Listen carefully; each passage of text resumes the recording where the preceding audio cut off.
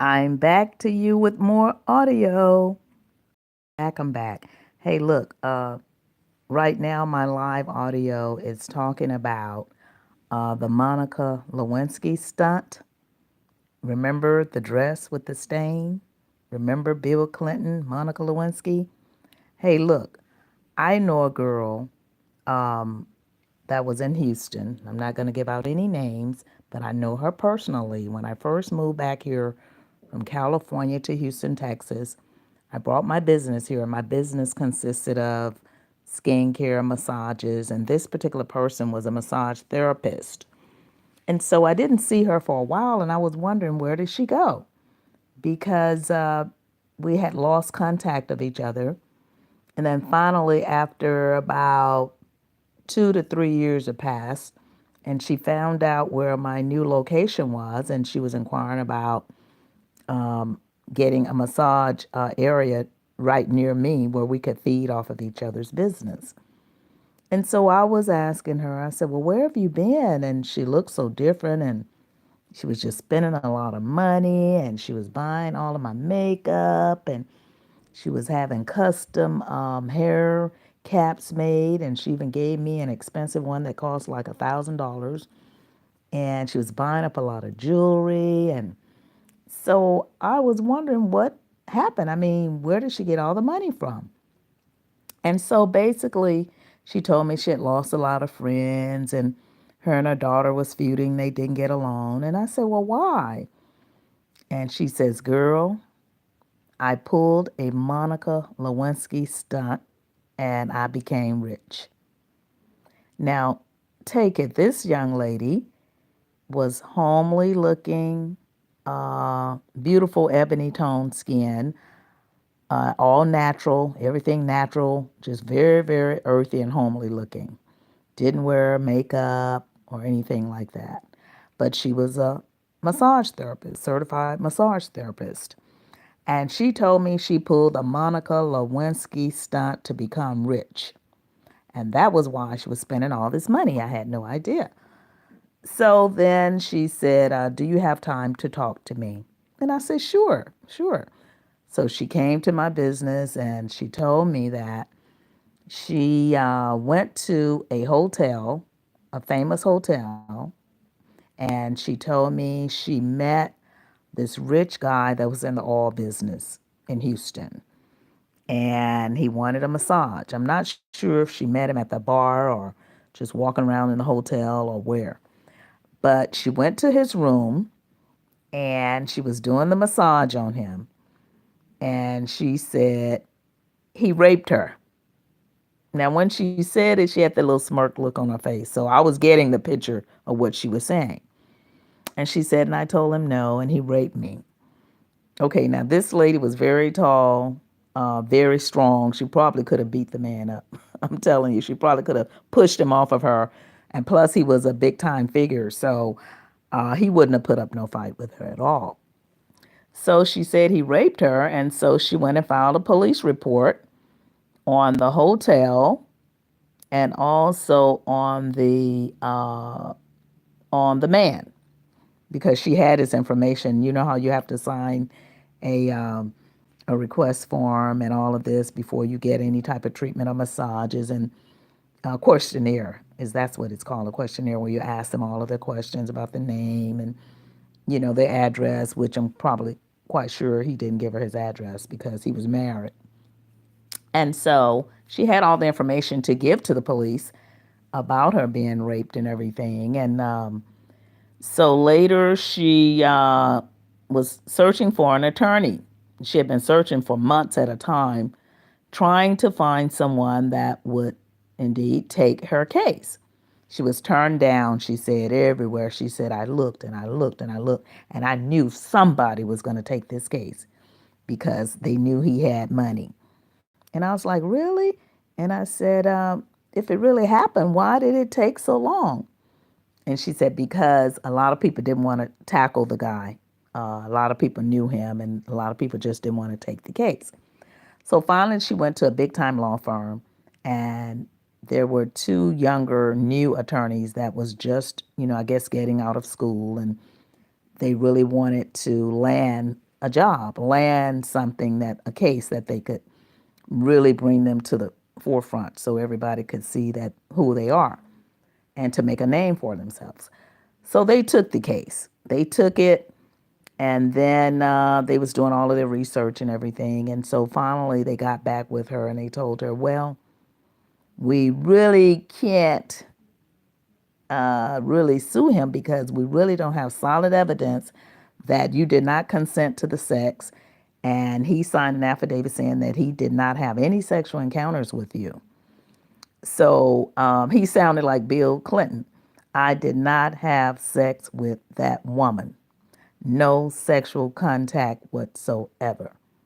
And he signed, he sealed it with them. And so the attorneys told her, we really don't have a case. The young attorneys that really wanted a case, they were disappointed because he said he didn't have, they wanted him to kind of admit that you did have sex with her or something, but he said no contact at all, no sexual contact. So then they got back with her, the girl that I know, they got back with her, and she said they told her that they didn't have a case unless we have solid evidence, and that would be the only way. And she was like, well, what do you need? Okay, in the back of her mind, she already had what they needed. She told me personally, she told me I had an ace in a hole card. She says I did not tell them at all about what I had. I just waited until it got to that point. And then they said, well, what is it? She said, I have the dress. She had the dress. Remember Monica Lewinsky? She remembered Monica Lewinsky had the dress with the stain on it.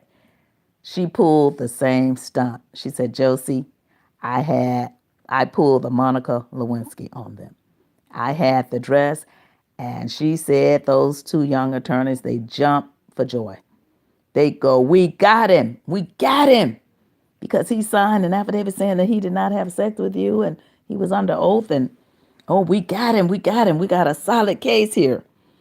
So they went back and presented their case because the guy did not want to take the case to court because he was married, just like Bill Clinton. He was married. He did not want to take that case to court. He settled out of court $9 million.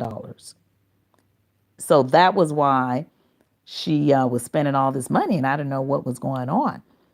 And so then she moved over near my building, and she was doing massages. So every day I was still asking her about this case and how did you get this money? And she was like, girl, she says, I got this money, but she says, my daughter's giving me hell. She's asking me, why am I spending so much money? Do I have any money left? And I would see her at the gym. We ended up working out at the same gym near our business. And we would be at the gym working out all the time. We would have conversations about the same case. And she was like, well, I lost a lot of girlfriends because they want to know exactly how much money I got and I'm not telling anybody. And my daughter's upset because she think I'm spending all the money. And so she was spending quite a bit of money with me. And then she says, and I better spend this money while I can. And then a few months down the line, I started seeing her going down. I saw spots on her legs, and I would ask her, what's wrong with your leg? And then later she told me she had some type of blood cancer or something. It was cancerous. And she had a blood disease. And I just started seeing her going down, down, down, down, down. And she would work out every day. And so at that point, I told her, I said, well, if you have money, you need to enjoy your life and try to just enjoy. I had no idea that the girl was going to die. I had no idea. So one day, the last time I saw her, she called me and she said, well, before that, before I saw her, she would call me and she said, look, I have this big mansion and it's asbestos in there in my mansion. So I had to move out in a hotel room. In fact, she wanted to live with me and roommate with me. But I wasn't sure after her telling me how she pulled the Monica Lewinsky. I had that eerie feeling because I felt something wasn't right and it just felt wrong. I just didn't want to have someone in my house that had pulled such a large stunt like with the dress with the stain on it and the whole Monica Lewinsky deal. I just couldn't live with myself knowing that someone was roommating with me in my house that had pulled a stunt like Monica Lewinsky. So I told her no. I said, well, I travel a lot and I'm pretty, my rooms are all occupied and blah, blah, blah. But we continued to talk. And so she had moved and found her a place to stay in. And her daughter was feuding. I think she lived with her daughter for a short time and they started feuding. And she says they were fighting over men. In fact, she and I went to a restaurant and ate breakfast, and she met some guy in the restaurant and she got with him. She was just trying to enjoy her life, and she dated him for a while. And she said when he found out she had money, he was trying to scheme out her money. So it was just something else, something else. I just still can't imagine all of this stuff going on. And so one day she says, that final time I saw her, Josie, let's go and have lunch. Let's meet up for lunch. Now, this particular day I saw her for lunch, I went to meet her. She had even purchased a new car. She wanted to show me her drop top car, and she purchased a nice car, and because she always had just regular little cars. And she says, you know what? I'm going to start spending my money. I'm going to buy me a car. She says, I want you to see my car. Come meet me for lunch. So I met her, and her car was pretty. It was white with a tan top. And we went inside. And so when we went inside, she looked so beautiful that day. She looked really, really beautiful. I mean, her hair was pretty, looked like her face had a light on it. And she was holding a magazine. I don't know if it was a Essence magazine or Ebony. I think it was Ebony. And so she was reading the magazine. And in the magazine, she was just showing me all the pictures about beauty and things of that sort. And so we were just talking about her case. And she was saying, oh, yeah, I pulled the Monica Lewinsky on them, girl. She says, I did it. I did it. And she says, my daughter keep asking me, do I have any money left? She said, I cannot stand my own daughter. I couldn't believe that they would be fighting like that. And I was like, wow. I said, really? Is that bad? And that's your only child? I just couldn't believe it. They were fighting over money. So what I'm trying to say is that when you get money the wrong way, it brings all kind of hardships. And for the love of money is the rule of all evil. So then we had such a great, great lunch together. And the next day, I had a friend that knows her call me and says, guess what? I said, what? They found her in her apartment, the apartment that she was staying in until they fixed her mansion. She had a big, huge mansion. And it was too big for her because, like I told her, you didn't need all that. It was over 5,000 square feet. And so they were gutting it out and refixing her mansion because she couldn't live in it because of the disease she had. And she felt that it had asbestos in the mansion. I'm not sure if she was trying to sue them for that either. I never did get into that part. I was still kind of overwhelmed by knowing that she sued someone for $9 million. And when they closed the case, she told me that the gentleman wanted to settle right then because he was married. So they settled out of court. And she was just saying how, thank God for Monica Lewinsky because she says that's how I got awarded the 9 million. I remember to hold the dress. And she held that, as I said earlier, as a ace in a hole because she said she didn't mention that dress to her attorneys at all until they needed solid evidence. And it had his semen stain on the dress. And I said, well, what color was the dress? I think she said the dress was blue. But anyway, the next day I got that call that she had passed. She had passed and she was in her hotel or the apartment or whatever she was renting until they fixed her home up. And she didn't get to enjoy the rest of her money. And so about a week ago, I was at my business and I had a client um, that knew her and knew her daughter and said, guess what? Her daughter is in the big mansion now and enjoying all of the money that she had left. So that Monica Lewinsky stunt, if stuff is not right, you got to live with that stuff and it's hell. it is hell when you do things and you get money for suing people wrongly, accusing people if it didn't happen. Because when she was telling me that, it gave me such a bad feeling. I just didn't know what to do inside. I held it in inside, and actually, this is my first time really coming out publicly talking about it because that man was married, who she had sex with, and like I said, I know she was strong enough to fight him off of her, especially being in that nice hotel where he checked in. So he couldn't run, he couldn't hide. But she was awarded that $9 million, so everything would be held from his wife. And to this day, his wife have no idea that that happened. $9 million out of her marriage, paid to a woman that's deceased. Now her daughter is enjoying it, her only child, and his wife does not know. It's so many things happen wrong in the world, and people they die and never find out that it has happened to them, and they could be sleeping with the enemy and not even knowing it as well. So I'm really